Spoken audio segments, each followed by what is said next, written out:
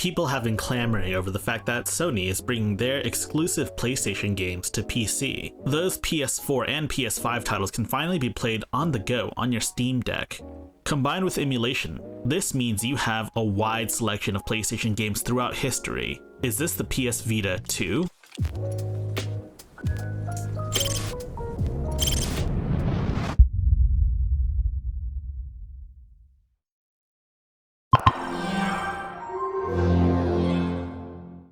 So very recently, Sony introduced a new tiered system for their existing PlayStation Plus subscription service, PlayStation Plus Essentials, which is basically the same as what it was before. PlayStation Plus Extra, which is the same thing but it adds a catalog of around 400 PS4 and PS5 titles, ranging from Sony exclusives to third-party titles. It's basically like Game Pass. And finally, the creme de la creme premium service, PlayStation Plus Premium. So alongside PS4 and PS5 titles, you also have access to PS3 titles via cloud streaming, as well as a selection of PlayStation 2, PlayStation 3, and PSP titles. And you can also stream those PS4 and PS5 titles offered in the extra tier. So why am I talking about this? Basically, you're paying double the price of the standard membership to play some additional PlayStation 2 and PlayStation 1 and PSP titles. And the list is kind of paltry, especially considering the extensive library both PlayStation 1 and PlayStation 2 had individually. It also doesn't make a whole lot of sense to put retro titles behind the most expensive tier, whereas any regular person could just get the extra tier for a little bit more and have a ton of newer PS4 and PS5 titles. It seems like they're just gouging the people who would be interested in playing these older titles. But never fear, emulation is here, and emulation is at its best on the Steam Deck. With a little bit of elbow grease, it's extremely easy to do. And heck, unlike most other consoles, the Steam Deck doesn't need to be jailbroken to get third-party applications, like emulators. The easy solution would be to download EmuDeck off the internet and then run that and let it do everything for you. And for the most part, this is good enough for a lot of casual users. That said, if you're the kind of person that knows how to set up emulators and you're the kind of person that has specific needs for specific games, you'll probably just want to opt to download the flat pack versions of each emulator directly from the Discover app. Of course, there's still a few idiosyncrasies when it comes to emulating on the Steam Deck. I've gotten a lot of questions in regards to adding individual ROMs as their own entry in the Steam interface. And the secret is Steam ROM Manager.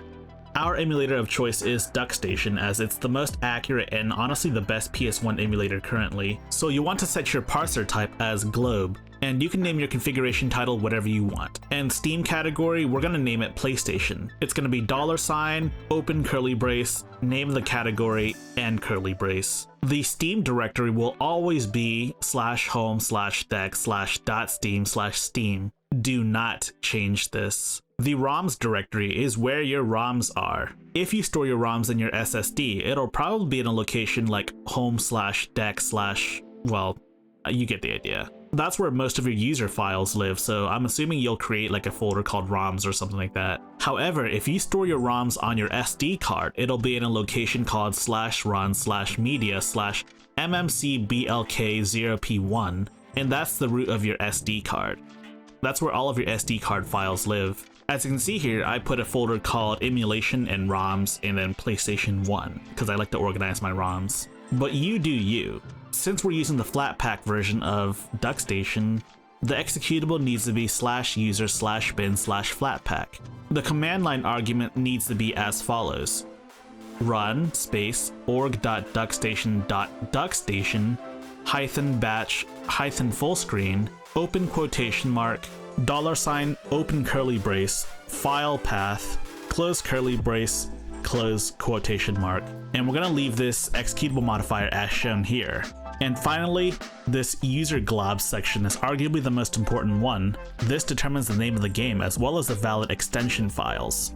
The name of the game is important as this is how Steam ROM Manager searches Steam Grid DB to find art assets for it. For the purposes of PS1 emulation, it's going to be as follows. And the @ sign signifies that it only needs to match one of these extension files. The most common extensions you'll find for PS1 ROMs will be .q, .img, .chd, .ecm, .bin, .iso, and many other obscure file extensions. If you guys need a separate video for Steam ROM Manager, please let me know so I can make one. That said, the configuration will be different for different emulators. There are templates for different emulators, though I can't really tell you all of them specifically. Once you're done with all that nonsense, go to Preview and click Generate App List. Based on your parsers, it'll generate a list of ROMs. As you can see here, I have multiple ROMs from different emulators because I've done all of the work in setting things up. Oddly enough, you'll come across these oddities, like Symphony of the Night not having any art despite the fact that it's literally one of the most popular PlayStation 1 games available. Thankfully, there's a button that allows you to add locally sourced art on the bottom left corner. Just download your art and then organize your art correctly. Select the right art because it's gonna look weird if you don't select the right artwork. There's a grand total of 5 art pieces that you should download, just to make everything look nicer. Once that's done, click Save App List and it'll save an app list to your Steam library. And as you can see there, your games are added to your Steam library, art and all too. Though you haven't really set up the emulator, so it's time to go backwards. First and foremost, you're gonna need BIOS files. Or in this case, one BIOS file. This is non-negotiable, you need the BIOS file to play PlayStation games. So I put the BIOS in its own separate folder, right there. It's a BIOS file called scph1001.bin. It doesn't take up very much space, but it's absolutely necessary.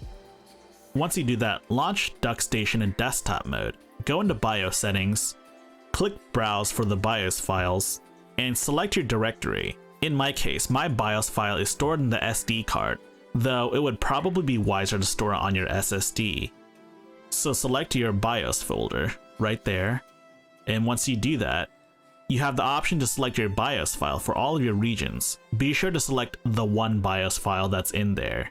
If you want different region BIOSes, you'll have to look for those yourself, as all I have here is the United States region BIOS files. Now here's where things get a little weird. If you want to actually control emulators using the Steam Deck's built-in controls, you'll have to add the emulators themselves to Steam as a non-Steam app. It's straightforward unless it's a flat pack. In this case, DuckStation is in fact a flat pack. So here's what you do. You add a non-Steam game to your Steam library and modify the shortcuts as follow. You can copy-paste this from the description in the video down below. Or, you could just type it out. It's good to learn how to type anyways. If you did everything correctly, you'll have a shortcut like this. I added the artwork myself, but that's a tutorial for another day, I guess. Once that's over with, go into game mode and launch your emulator. Yes, the emulator directly. You'll want to use a mouse or a touchscreen for this part. Once you do that, you'll want to go into settings. You'll then want to hit controller settings.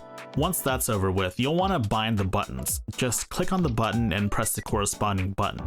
I've already set everything up, so I'm gonna skip this part right here. If you want to make use of DuckStation's quick menu, you'll need to bind a keyboard button to your controller. I've chosen to bind one of my back buttons to F1.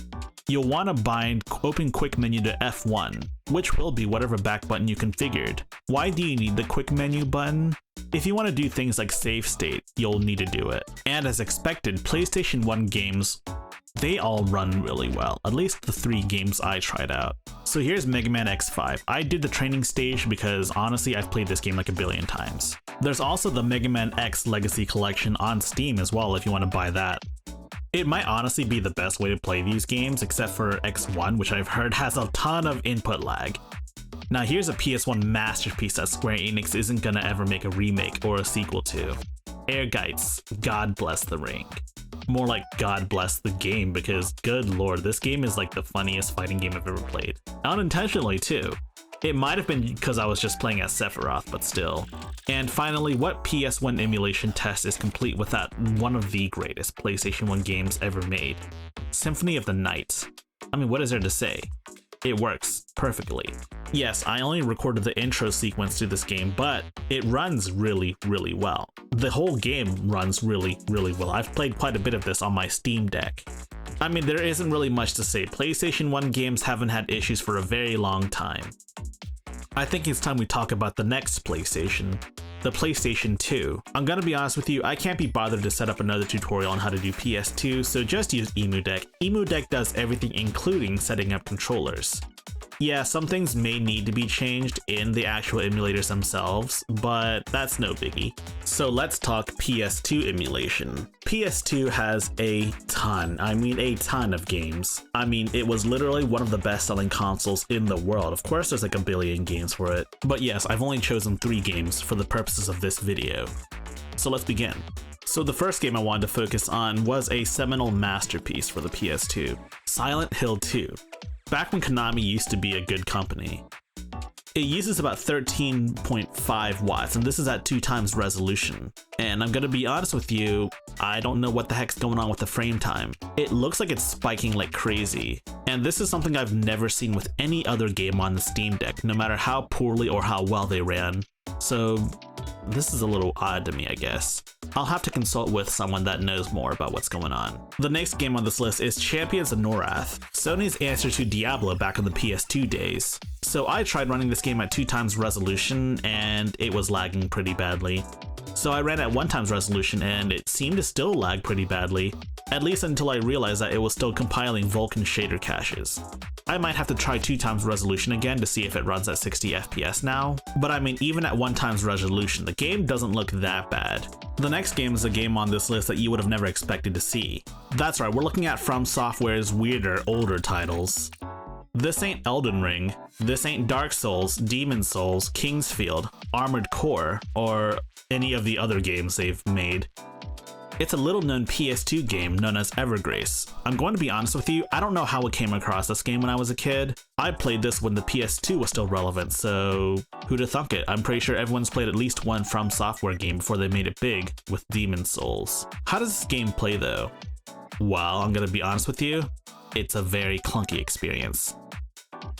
I mean, it's kind of fun beating up on flies every now and then, but like, the main reason why I selected this game wasn't because I wanted to have fun. No. I selected this game because it's one of the few games that can make use of pressure-sensitive buttons.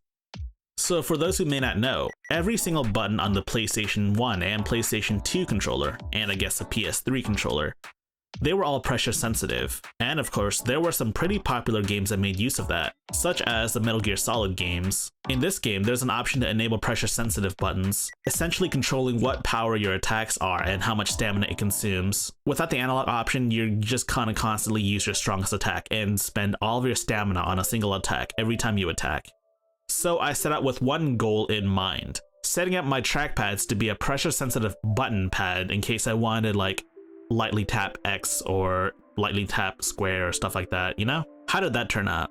Well, after about an hour of deliberation, I determined that it was horrible. It was a horrible experience, and honestly, I'm not even sure if it's even possible. The problem is twofold. The first is Steam input. There is an option to have the trackpads output an analog value, but the issue is it's limited to the triggers and the sticks. That in and of itself isn't the big issue. The real issue is with how PCSX2 abstracts Xbox 360 style controls, which includes the Steam Deck. If you go into gamepad settings, you'll see there that even though it's been set up by EmuDeck, all of these buttons are still keyboard buttons. But go into gamepad settings and you'll see that there's options for Xbox 360 controls and whatnot. And from what I see, there's no way to remap those. And when you try to remap on the main screen using those buttons, it doesn't do anything. Furthermore, I don't see any options for analog input, especially for the face buttons. So yeah, I don't really think there's much that can be done in this regard. Now let's talk PSP. As with most emulators, you'll want to be using the Vulkan backend. And when it comes to PSP emulation, we set to a comfortable 3x the original resolution. Could you go higher than 3x the original resolution on the Steam Deck? Probably, but I don't think it's worth it, especially given the Steam Deck's own resolution of 1280 by 800. There's gonna be diminishing returns at higher resolutions, honestly. First, we're gonna try out the ETA Prime Special, God of War Chains of Olympus, and it's a pretty good God of War game, all things considered. For the most part, it easily hits 60 FPS, with rare dips occasionally, but honestly, this is perfectly serviceable. If memory serves correctly, the game also would have FPS drops occasionally on original hardware as well, so this honestly isn't that surprising. If you wanted silky smooth FPS, you could turn on the resolution to 2x resolution instead of 3x. I can't believe I made it this far without mentioning save states. Save states, for better or worse, allows you to save the state of your game. Basically, I press one button and it saves the state of the game, and I press another button and it just loads it instantly. Like, allow me to demonstrate. Like, oops, I accidentally left the game without saving it. What do I do now? Thankfully, I have a save state. These are also files saved on your computer, or, you know, in this case, your Steam Deck, so in theory, you should be able to transfer save states over as well. Just be sure to use the same emulator between different systems. And what's a PlayStation video without talking about one last Vanillaware game, or in this case, pre-Vanillaware game? This is Princess Crown. It's one of those fabled Japan exclusive games that never came to the West, and honestly still hasn't come to the West. An English translation has been worked on for several years at this point now, but it's yet to come. It's not really worth talking about performance given that, you know, the game performs really well, and it barely uses any system resources. Really, I just kind of need an excuse to showcase a really obscure game. But it's a game so engraved in the company's culture that internally there are two other unrelated games that are internally in company, referred to as Princess Crown 2 and 3. It plays a lot like a fighting game, honestly, but only if you can read Japanese, as the game is quite text heavy. Also, you can't forget that Circle is confirmed in Japan, so like, keep that in mind. I've talked about PlayStation 3 in separate videos, but if you want the rundown, basically PlayStation 3 is pretty good depending on what game you're trying to play. If you want a more detailed breakdown on PlayStation 3 emulation on the Steam Deck, I would just recommend watching those videos instead. Links for that video in the description below. So why did I make such a long video about playing all sorts of PlayStation games? Well, it's because Sony is making big moves. They're making their move on PC. Sony is bringing a ton of PlayStation games over to PC. Spider-Man Miles Morales, oh yeah, and The Last of Us Part 1. And yesterday, during the Xbox announcement, Xbox of all people made the mother of all announcements. Persona games coming to PC. This also includes Persona 5 Royal. Okay, truth be told, I don't know if this means that they're coming to Steam or not, but I'm assuming they're coming to Steam because, like, not even Atlas is stupid enough to not bring their PC ports to Steam. So yeah, a ton of PlayStation games, or at least games that you would consider to be PlayStation games, they're coming to PC. And for those that aren't coming to PC, there's always emulation. If you want to take a little piece of gaming history, aka the entirety of PlayStation, with you, the Steam Deck may be the way to go. There are a few exceptions though. First and foremost, PlayStation 4 games. There are some PS4 games that haven't been ported to PC yet, such as Bloodborne, and you know people want Bloodborne on PC. There is a very experimental PS4 emulator in the works, but you're likely not going to see great results until several years down the line. The other major exception is the PS Vita, which is quite unfortunate given the fact that many people have christened the Steam Deck the PS Vita 2. I mean, yes, you can play PlayStation 1, PlayStation 2, and heck, maybe even PlayStation 3 games, with a dash of PS4 ports to PC. But you can't play PS Vita games. And yes, there are quite a few PS Vita games that never made it to other systems. And yes, there is a PS Vita emulator, Vita 3K. It's still in its experimental phase, and quite a few games still don't boot. It's not really a mature enough experience to actually play games on this Vita emulator. That said, I hope you guys will give them support and perhaps maybe get some developers on board. Other than that though, nearly every PlayStation 1, PlayStation 2, and quite a few PlayStation 3 games playable on the Steam Deck along with PS4 ports. What's not to love? So if you like my content, please like, subscribe, share with your friends, join my Discord server, and also enable notifications.